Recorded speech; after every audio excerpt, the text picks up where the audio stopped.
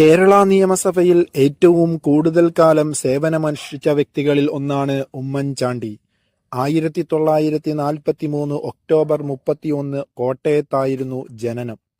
മുഖ്യമന്ത്രിയായി അധികാരത്തിലെത്തിയത് 2004-ലും പിന്നീട് 2011 മുതൽ 2016 വരെയും അധികാരത്തിലിരുന്നു.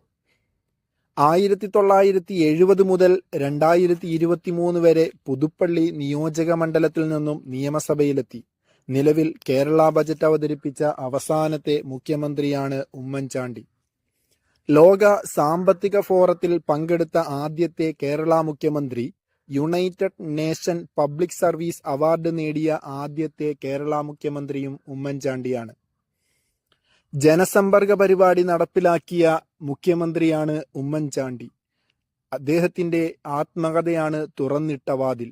മരണം 2023 ജൂലൈ 18.